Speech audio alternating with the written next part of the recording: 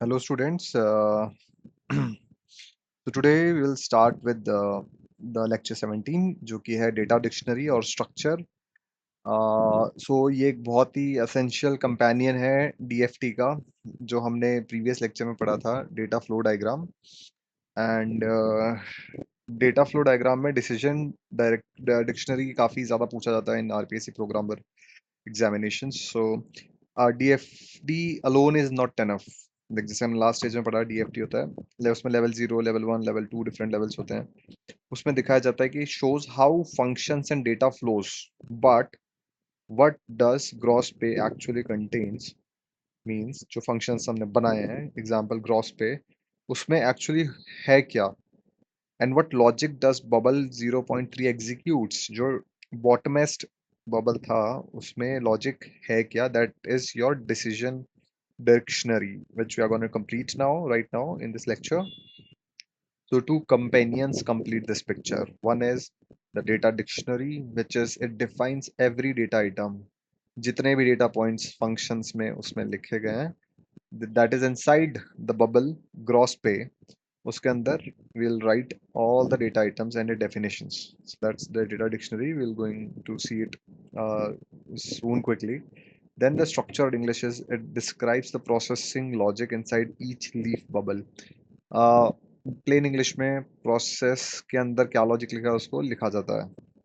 सो इन दोनों को मिला के DFT plus data dictionary, sorry, इन तीनों को मिला के डेटा डिक्शनरी स्ट्रक्चर्ड इंग्लिश को मिला के कंप्लीट स्ट्रक्चर्ड एनालिसिस मॉडल बनाया जाता है। नाउ पहला टूल डेटा डिक्शनरी क्या होता है।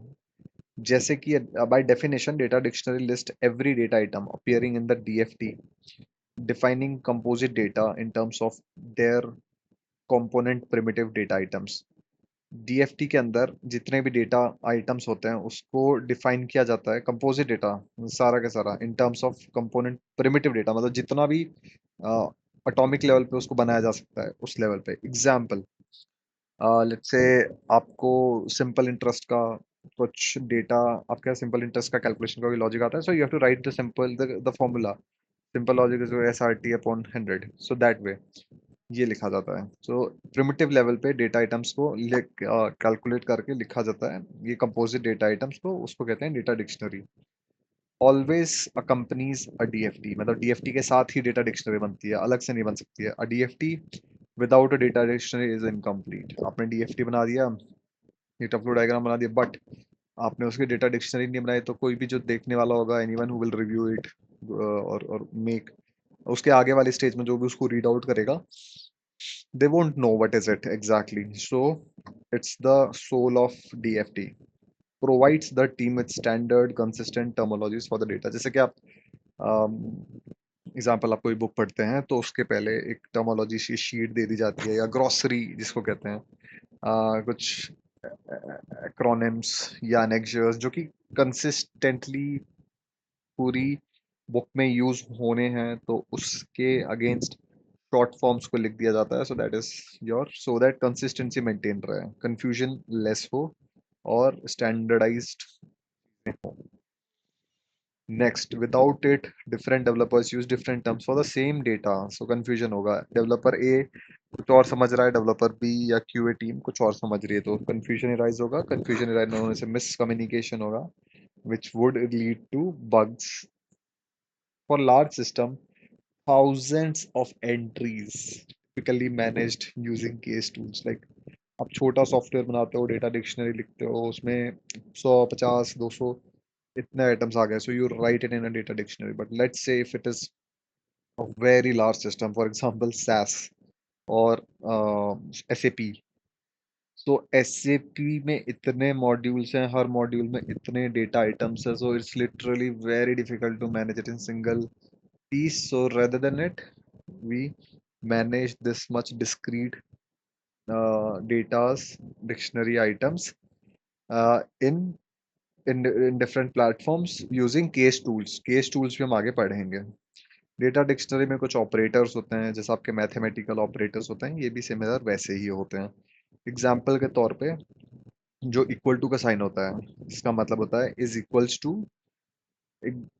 और एंड उसका एक बेस एग्जांपल, जैसे ग्रॉस पे अगर किसी का निकालना हो कि इसको ग्रॉस पे कितना है, तो is equals to the regular pay plus overtime पे.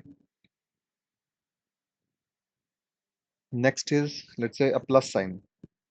अ plus sign is a composite composition, basically addition के लिए ये यूज करते हैं. एंड अरे जिसके अंदर कॉमा है, इसका मतलब है सिलेक्शन, ईदर एन और. लेट्स से आप ऐसा समझिए कि ऑप्शन आ गया कि आपके पास, आपको पेपर इंग्लिश में चाहिए या हिंदी में चाहिए, लैंग्वेज सिलेक्शन, ये आप एक स्क्वायर बॉक्स में बना के कॉमा सेपरेटेड वैल्यूज में डाल दोगे, तो इट मींस जो रीड आउट करेगा ही नोज कि या तो ए सिलेक्ट होगा, या बी सिलेक्ट होगा, या सी सिलेक्ट होगा, जितने भी इसमें वैल्यूज हैं उसमें से कोई भी एक सिलेक्ट हो सकता है. देन द ब्रैकेट इंडिकेट्स की ऑप्शनल, ये फील्ड ऑप्शनल है. इसका मतलब ये कि जैसे ए प्लस ब्रैकेट बी,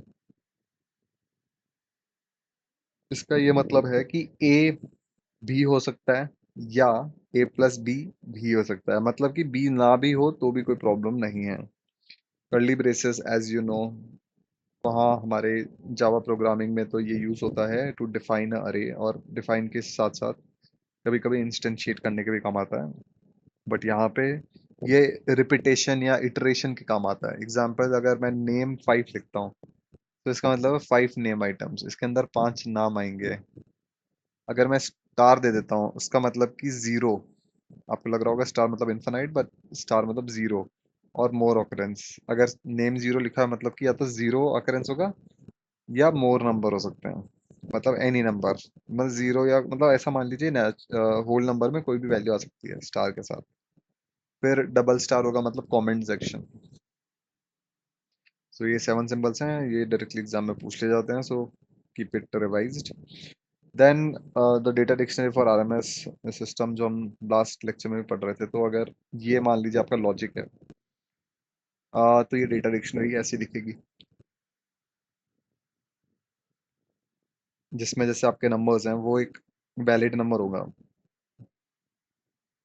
ए की value star, a is a integer, b is a integer, c is a integer.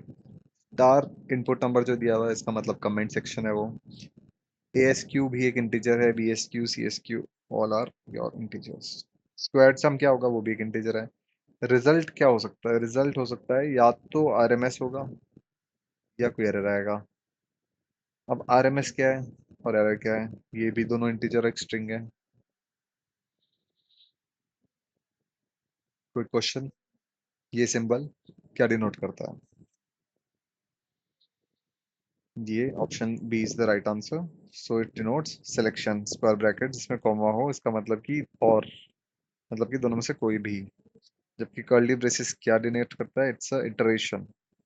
और अगर स्टार स्टार है मतलब कमेंट, ये हम लास्ट में देख चुके हैं, ये डायरेक्टली एग्जाम में पूछ लिया जाता है, तो go through it. Then structured English, जो सेकंड टूल था हम जो देख रहे थे, तो प्रोसेस स्पेसिफिकेशन.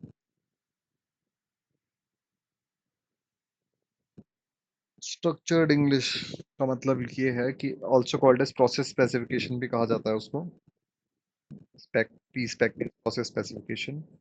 सो उसमें क्या होता है, डिस्क्राइब किया जाता है logics inside each leaf DFT bubble using plain English. मतलब प्लेन इंग्लिश में जैसे आप, हम लोग बात कर रहे हैं, उसको शॉर्ट नोमोनिक फॉर्म में लिख देते हैं. कंस्ट्रेंट जनरली वो तीन टाइप के होते हैं: सीक्वेंस, सेलेक्ट और इटरेशन. ये लिखे जाते हैं लीफ नोड्स के लिए ओनली. नॉन लीफ नोड्स में डिकम्पोजिशन हो रहा होता है, तो इसलिए नहीं लिखा जाता. ये सिर्फ लीफ नोड्स के लिए होते हैं. Point to be noted. Uses English language words, programming language use नहीं करते, इंग्लिश लैंग्वेज यूज करते हैं. Restrict itself to 3 control structure. तो अब जैसे कि मैंने ऊपर बताया कि ये तीन कंस्ट्रक्ट ही यूज करते हैं. तीन कौन कौन से हैं? Sequence, selection. सीक्वेंस मतलब एक के बाद एक के बाद एक. सिलेक्शन मतलब इफ एल्स स्टेटमेंट, जिसमें कुछ कंडीशंस के बेसिस पे कुछ सिलेक्शन हो रहा हो. Switch is also one of them. Third is iteration. Iteration में कुछ भी आ सकता है, आपका while, do while, for loop, इस टाइप के आ सकते हैं. तो ये सारी जो होते हैं, ये प्लेन इंग्लिश में लिखी जाती है.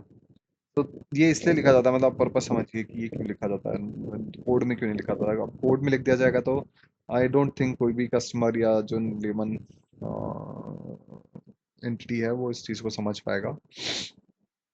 तो इंटेंशनली इसको नॉन टेक्निकल लोगों के लिए लिखा जाता है। देन जैसे कि मैंने 3 एग्जांपल दिए, सिलेक्शन, इटरेशन एंड सीक्वेंस। तो सीक्वेंस का मतलब होता है डू वन, स्टेप 1 करो, फिर स्टेप 2 करो, फिर स्टेप 3 करो। इसका मतलब सारे स्टेप्स एग्जीक्यूट होंगे एक के बाद एक। सिलेक्शन का मतलब ये है कि ये कोई आपका पाथ चूज करता है बेस्ड किसी कंडीशन के बेसिस पे। एग्जाम्पल, कंडीशन पहली सेटिस्फाई तो वो पहला ए एक्शन लेगा, नहीं तो दूसरा लेगा step. Iteration while condition basis पे हो गया, बट वो लूप चलता रहेगा जब तक कंडीशन सेटिस्फाइड रहती रहेगी। So there is the same three construct needs. हाँ, इसमें गो टू स्टेटमेंट्स अलाउड नहीं होते। As you know, go to statements are very bad from coding perspective, because उसकी वजह से काफी कोड मैसअप हो जाता है, ऑल्सो कॉल्ड स्पैगेटी प्रॉब्लम, वो अराइज हो जाती है इसकी वजह से। देन एक वर्किंग एग्जांपल, लेट्स से आपको प्रोसेस स्पेसिफिकेशन लिखने हैं ना, स्पेसिफिकेशन डिटेल लिखनी है इंग्लिश में फॉर अ वैलिडेट नंबर, जो हमने बबल 2 देखा था लास्ट लेक्चर में। तो जो वैलिडेट नंबर है उसका अगर मैं नाम दूं पीस प्रोसेस स्पेसिफिकेशन का, वैलिडेट नंबर्स का, तो मैं फॉर ईच यूज करा मैंने बताने के लिए कि ये एक लूप है। लूप के लिए हम क्या इटरेशन बोलते हैं उसको। इटरेशन है एबीसी के बीच में, मतलब एबीसी जो, क्योंकि मैंने ब्रैकेट में डाला है तो ब्रैकेट का मतलब होता है हमारा कि ऑप्शनल है। अगर नंबर एबीसी के अंदर होगा तो उसको क्या करना है, डू करना है। और डू क्या, अगर number minus hundreds minus thousand से कम हो या फिर 1000 से ज्यादा हो, तब तो उसको ये दे देना है कि error, number out of range, else बाहर निकल जाना फॉर लूप से। Next is set valid number to this is output is valid number. So इसको एक प्लेन इंग्लिश में लिखा गया है। Now three part of structure analysis. जब स्ट्रक्चर एनालिसिस हम लोग कर ही रहे हैं, 3 पार्ट आते हैं उसका। डीएफटी आता है जो हमने लास्ट लेक्चर में पढ़ा, data define functional data flow diagram. Then is data dictionary जो अभी हमने पढ़ा, स्ट्रक्चर्ड इंग्लिश। सो डीएफटी से डेटा डिक्शनरी कैसे लिंक्ड है, क्योंकि defines every data item. DFT में जितने भी डेटा आइटम्स होते हैं उसको डिफाइन करती है data dictionary. And data dictionary के अंदर जितना भी लॉजिक होता है वो लीफ नोड में क्या क्या होगा लॉजिक, वो डिस्क्राइब करता है स्ट्रक्चर्ड इंग्लिश। इन तीनों के मिला के हमारा स्ट्रक्चर्ड एनालिसिस पूरा होता है, एस ए एस पूरा बन जाता है। तो structured English, next question is structured English, जिसको हम प्रोसेस स्पेसिफिकेशन भी बोलते हैं, is written for which DFT bubble. Of course, we know that it's done for only the leaf bubbles. So our right answer is option C. Parent node या mid nodes में क्यों नहीं होता? Because आप खुद देखिए कि जो मिड नोड्स होते हैं वो बेसिकली डिकम्पोजिशन पे यूज करे जाते हैं। इवेंचुअली जो फंक्शनल ड्रिल डाउन सबसे ज्यादा निकल के आता है वो है लीफ नोड के ऊपर। सो लॉजिक जो होगा वो भी लीफ नोड पे रिजाइड्स करेगा। Now a quick exam traps to avoid. dd is equals to data dictionary is equal to database of code। Actually not, क्योंकि डीडी के अंदर डेटा आइटम्स बने होते हैं ओनली डीएफटी से रिलेटेड, कोई कोड या एसक्यूएल टाइप का कोई कोड नहीं है उसमें। DFT without DD is complete, no, this is incomplete, it's very essential. Plus means और इन डीडी, नहीं, no no not at all. Plus means addition and जैसा आप देख ही चुके हो, बाकी तो आप जानते ही हो कि square with comma is the, कि इनमें से कुछ भी हो सकता है।